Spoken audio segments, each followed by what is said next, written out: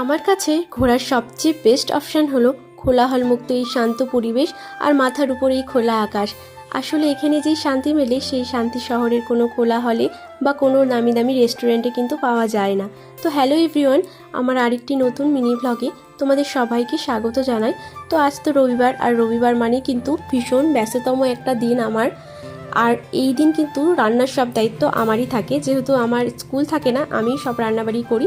তো সকালবেলা দেখো আমি এখানে জল খেয়ে নিচ্ছি খালি পেটে, যেটা কি না আমার খুব একটা কষ্টের কাজ। মেয়েকেও জল খাওয়াতে আমার এত কষ্ট হয় না যতটা নিজে খেতে হয়। তো তারপরে এদিকে দেখো বাজার এসেছিল, ছোট মাছ নিয়েছিল বাবা, শুধু আমি মাছ নিতে বারণ করেছিলাম কারণ মাগুর মাছ ছিলই, আর সাথে মাশরুম হবে রান্না, প্লাস নিরামিষও তো কিছু হবেই, কারণ আমাদের বাড়িতে সবাই কিন্তু আমিষ খাবার খায় না।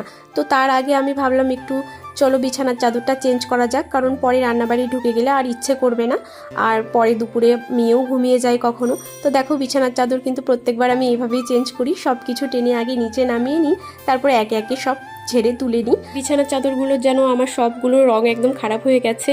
তো মেয়ের স্কিনের একটু সমস্যা, ডাক্তার বলেছিল সবসময় বিছানার চাদর গরম জল দিয়ে কাচতে, আর এই কাচতে কাচতে একদম বিছানার চাদরের রং বেশি দিন ভালোই থাকে না।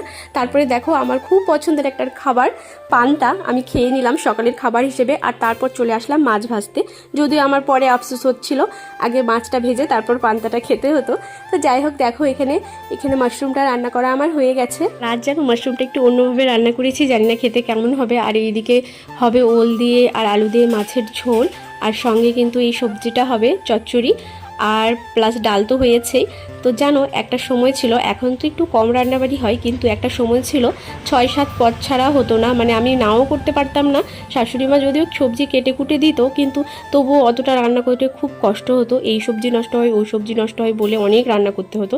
তো যাই হোক, দেখো এদিকে কিন্তু গোপালের জন্য মুরগি আর তালের বড়া হবে, তারপর কিন্তু আমরাও তালের বড়া খেতে পারবো। তো সব কাজ সেরে মোটামুটি 3টে বাজে, তখন আমরা একটু রেডি হয়ে যাচ্ছিলাম ঘুরতে। আর আমি আমার পছন্দ মতো কোনো জামাই পাচ্ছিলাম না, আমি বলছিলাম আমার তো কোথাও যাওয়ার ভালো জামাই নেই। ওই শুনে আমার বর বলছে হে ভগবান। যাই হোক, ওকে আর বেশি চিন্তা ভাবনায় না ফেলে আমি একটা পুরনো জামা বের করে পরে নিলাম।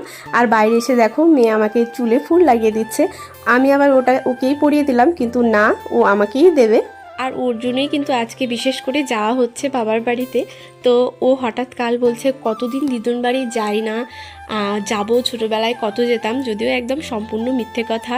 তো ও 2 দিন আগেই ঘুরে আসলো। তো ও যখন বলল, আর আজকে একটু রবিবার, হাজব্যান্ড আজকের দিনে একটু ফাঁকা থাকে যেহেতু দেওর বাড়িতে থাকে, তো ভাবলাম চলো একটু ঘুরে আসি। তো মাও বললো দুপুরে আসিস, খাওয়া দাওয়া করিস, কিন্তু দুপুরে যেহেতু বাড়িতে রান্নাবাড়ি আছে, আর আমি ছাড়া বাড়িতে কে মাছ